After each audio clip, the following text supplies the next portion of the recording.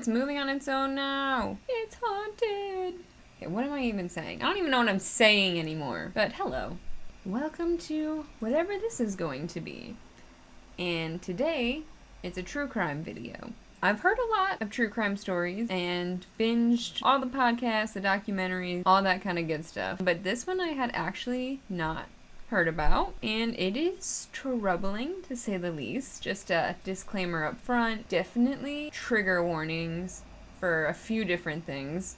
The title of this is going to be The Skin Suit Murder, so yeah, there's that, but also talk about depression and suicide, so if that is stuff that you can't listen to, take care of yourself, and I'll see you next time. This is from Poland. So I had to do a couple of Google Translates. But I didn't know there's this like cool little feature that'll let you just do it right on the bar. Pretty neat. This is the story, the tragic story of Katarzyna Zawada.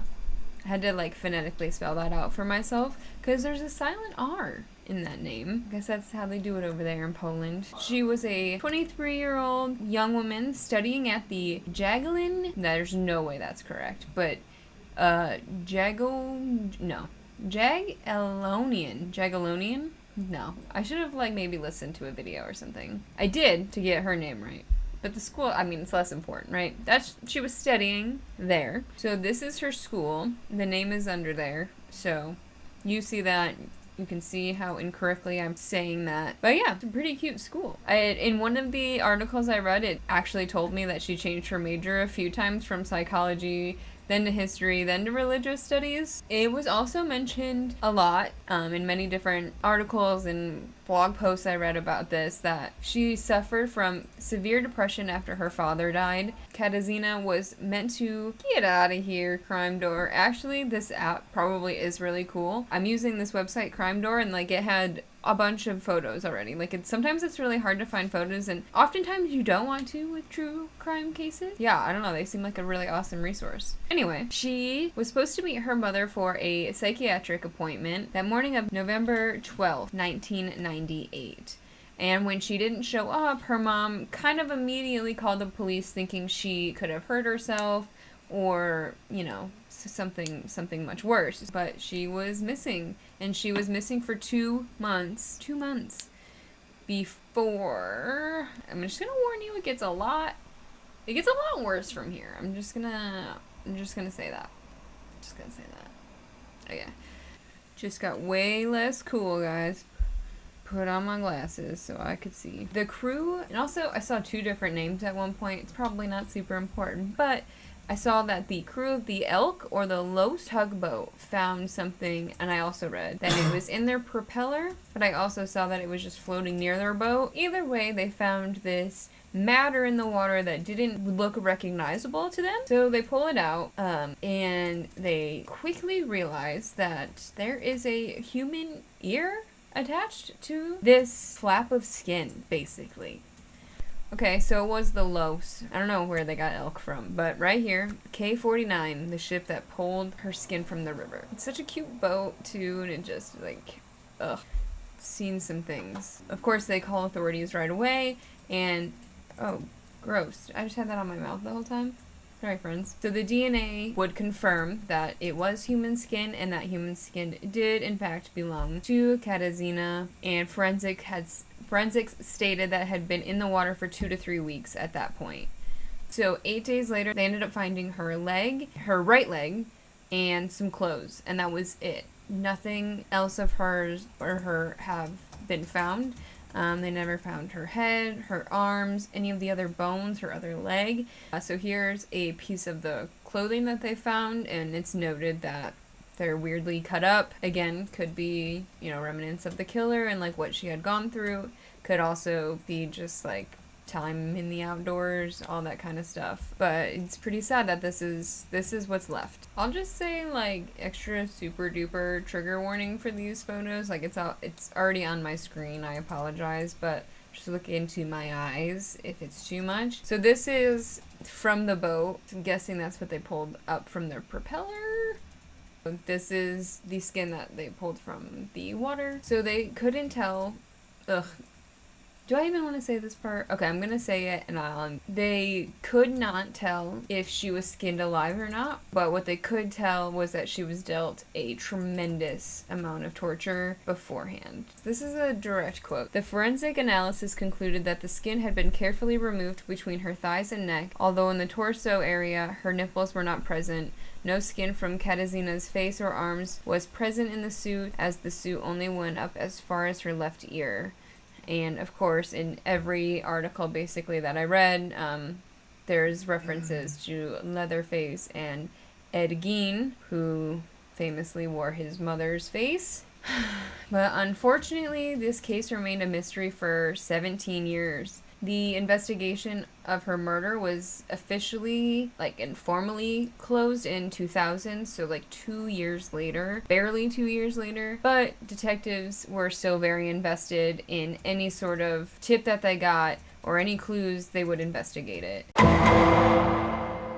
Back in May of 1999, the Krakow medical unit received a case of a pretty intense murder where the man was scalped and decapitated. It turned out that the murderer was the son of the victim. So this young man killed his father pretty brutally, and then it was also noted that he wore his father's face in front of his grandfather because his grandfather had really poor eyesight, I guess. That's what the article said. Holy fuck. And he said he did this because he was so mad and hated his dad so much for cheating on his wife, which then resulted in them moving from Russia to Poland to sort of start fresh, father and son style, I guess. I don't know. Yeah, so that kind of made him an immediate suspect because it's not just every day that people go around scalping people and wearing their faces. So, yeah, it made him a suspect for sure. They actually both studied psychology at one point at the same university, so people were like, oh shit! He said he didn't know her. Either way, if he's the guy or not, he's probably not because they have a guy now. He's currently spending his 25-year sentence for murdering his dad. Originally in Poland, but he asked to please go back to Russia, so they were like, sure. So he's in Russia serving out the rest of his sentence, and then in October of 2017, the police make their first arrest in this specific case, right? Because that other dude was in jail for murdering his dad, and it was just too much of a coincidence, they thought. But anyway, this guy's name is Robert Januszewski, and he's a 52-year-old man, a 52-year-old fucking piece of shit. Here's this guy. He sucks. But anyway, so police got a tip when a friend of his sent in a letter kind of outing him, basically. So I don't know how long this friend was sitting on this information. I guess the letter was enough to convince police to go take a look and investigate his house and all that kind of stuff. Found blood in his apartment and a journal about murder. Not specific murder, but just murder, I guess. It just so happened that Robert here fit the profile that the FBI had given to a T. Perfectly. He at one point worked in a lab dissecting corpses, and then he also used to work at a Institute of Zoology, but he lost his job after he killed all of the rabbits. So, he also visited her grave, which I feel like that's the biggest red flag. He went to visit her grave. We know that's a classic fucking murderer trope. He said he did not know her. He doesn't confess to murdering her. He says that he has nothing to do with it. And it was mentioned that he seemed very confident in the courtroom.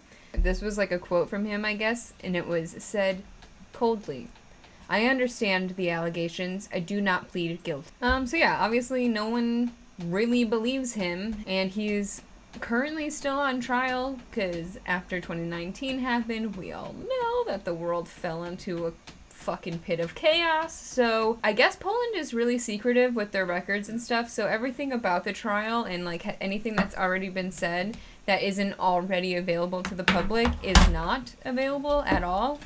So right now we're not really sure where he stands with this. What we do know is that he's still currently in jail awaiting his trial, his new trial. I'm not really sure when that will be, but try to keep an eye out and see if we get justice for Katarzyna. Yeah, that was a really, really awful story. I apologize, but let me know if you found it interesting. I'll probably try to do more true crime cases just because it is something that I'm interested in. I'm always more interested in seeing these people get fucked, you know, the bad guys. Okay, I'm just rambling now. But anyway, you know what to do if you liked the video. Okay. Bye.